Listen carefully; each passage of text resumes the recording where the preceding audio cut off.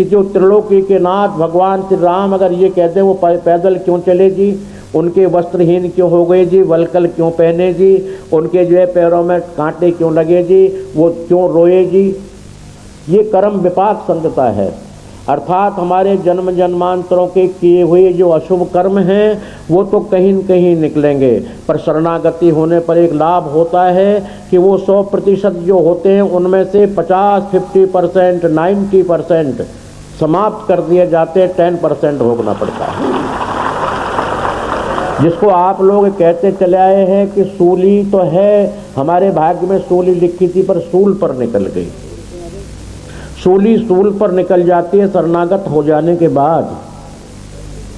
एक शिव भक्त थे, दो व्यक्ति, नदी बीच में पड़ती थी, पल्ली तब शिवालय था, तो दोनों का नियम था कि दोनों चाहे जब भी हो शिव जी के यहाँ जाएं, एक नित्य प्रति पूजा करें, एक 10-5 गाली गलौज कर ले भगवान जी को जाकर। बस दोनों का नियम, एक को गाली देना और एक की पूजा करना, दोनों का नियम। नदी बहुत तेज आ रही थी, सावन भादों का महीना, पूजा करने वाले ने मानसिक पूजा नदी के उल्ले किनारे ही कर ली। मर जाने का भय हो गया, शरणागत नहीं होगा, मरने का भय हो गया उसको पैदा, और उसने कहा कि तू मर या जिंदा रहे, तेरा नियम तो पूरा करना है। नदी में कूद गया और कूद कर गाली गलौज करके आ गया।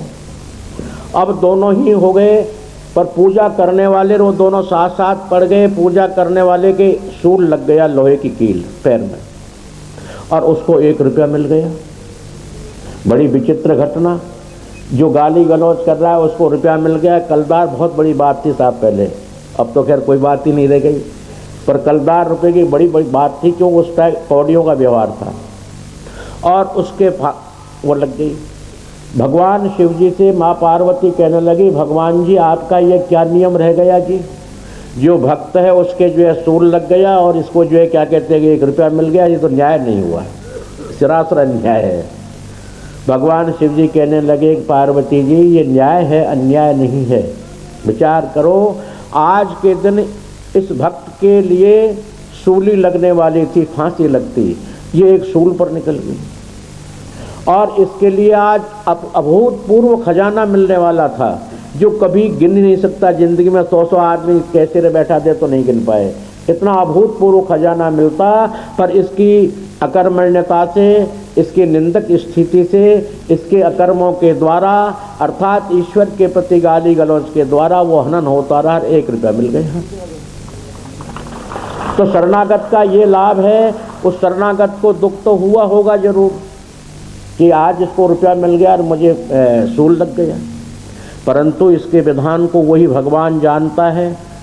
जो शरणागत हो गया उसके पाप और तापों को स्वयं वो बहन कर लेता है, पर शरणागत हो जाए सब प्रश्न है। शरणागत का मतलब सन्मुख हो ये जीव मोहि जमहि, नासों कोट जन्म अघ तबहि। मेरे सन्मुख हो जाने पर ही मैं करोड़ों करोड़ों जन्मों के पापों को नष्ट कर देता हूँ। भगवान का वाक्य ये झूठा नहीं हो सकता, कि मानव का वाक्य तो झूठा भी हो, उनका नहीं होता। तो भगवान कह रहे हैं, पर वो शरणागति तो हम स्वीकार कर ही नहीं सकते।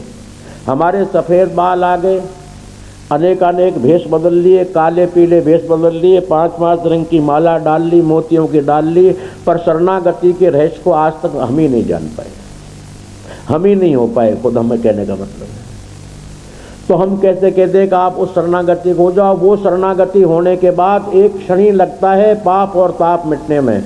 जब तक संसार की वासनाएं हमारे चित्त में रह जाती हैं, जब तक अनन्य शरणागति स्वीकार नहीं की जाती।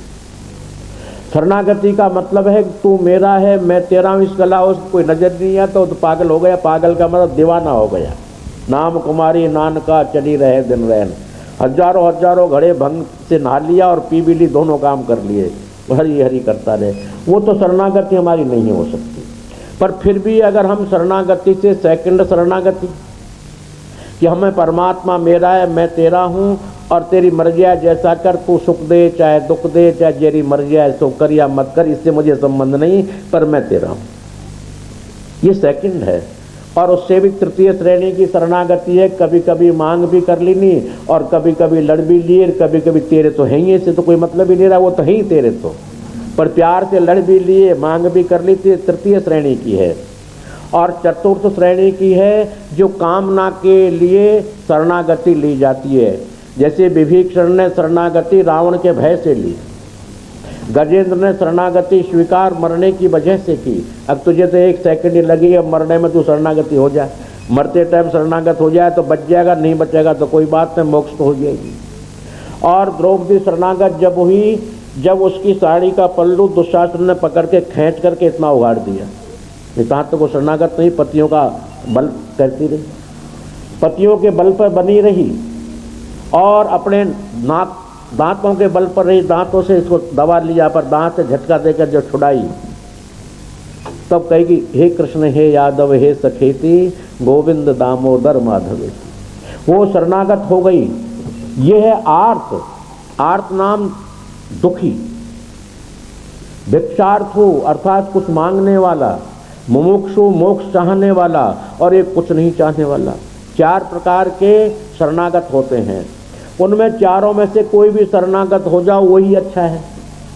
आप इंग्लिश में नहीं कहते हैं पढ़े लिखे, भाई मैं तो इंग्लिश जानता नहीं, वो कहते हो आप लोग something is better than nothing, अरे न होने से कुछ होना तो अच्छा है। अर्थात हम चारों शरणागतों में से कोई भी शरणागत हो जाए उतना ही अच्छा है, पर हम धीरे धीरे तरक्की करना सीखें। अरे हर चीज़ की प्रोग्रेस होती है, आयु हम छोटे से होते हैं 5 पाउंड के, धीरे धीरे धीरे धीरे धीरे 100 पाउंड के, 150 पाउंड के हो जाते हैं। प्रोग्रेस की हर चीज़ बढ़ती, हम ही क्यों घटें। अर्थात शरणागत होने के बाद हम चतुर्थ श्रेणी से तृतीय श्रेणी में आ जाएं, फिर सेकंड में आ जाएं, फिर फर्स्ट में आ जाएं, प्रोग्रेस करें। शरणागति बहुत चरम उपाय है मेरे प्रेमियों। शरणागति के अलावा भक्ति से आपको मोक्ष नहीं मिल सकती, योग से 100% मोक्ष नहीं मिल सकते, कि योग में देखा जाता है प्राप्ति नहीं होती, सवाल ही पैदा नहीं भगवान मिल गया है। अरे ध्यान में तो मैं कहता ही आया हूँ, शुरू से बोलता ही हूँ कि ध्यान में अगर मिलने लगे तो मैं रिजर्व बैंक का तमाम गोल्ड को मंदिर में ला कर लगा दूँ, पर उससे मिलता ही कुछ नहीं। ध्यान किया बाबा जी का, बाबा जी रह गया। अर्थात साकार भक्ति की उपासना में ही शरणागति होती है, क्योंकि निराकार की तो शरणागत हो ही कैसे बताइए आप। जिसका आकार ही नहीं तो शरणागति कहाँ स्वीकार करेगा, कहाँ उसके पैर हैं, पद सरोज कहाँ होगा वो। भगवान शिव जी पद सरोज कहते, जब पद उसके हैं नहीं तो सरोज कहाँ रहेंगे। अर्थात पद सरोज जब ही है जब वो साकार है। साकार भगवान की शरणागति होती है। शरणागत हो जाने के बाद हमें विशेष प्रकार के उपायों की जरूरत नहीं रहती। हम तो केवल उस वक्त ये स्वीकार कर लें कि भगवान मेरे, मैं भगवान का हूँ, और जो भी मैं ये काम कर रहा हूँ वो भगवान के लिए कर रहा हूँ।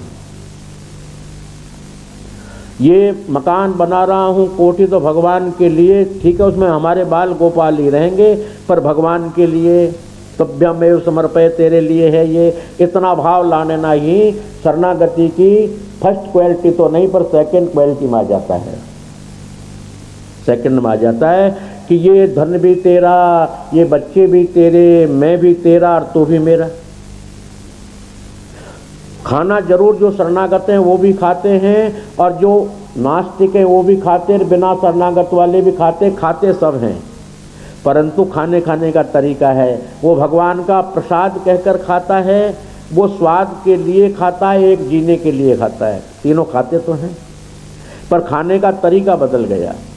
वो खाने वाला शरणागत भगवान का प्रसाद मान के खाता है। बोलो प्रभु जो आपने दे दिया वो मेरे लिए प्रसाद है, चाहे खीर दे दी, चाहे पुए दे दिए, चाहे पूड़े दे दिए, चाहे चूरमा दाल बाटी जो दे दिया, और 3 दिन की सूखी रोटी दे दी तो बढ़िया, और आज बिल्कुल नहीं दिया तो बहुत ही बढ़िया, क्योंकि मेरे पेट में शायद मल जमा हो रहा होगा, ये कब्ज मिट जाएगी मेरी। बहुत अच्छा किया सर।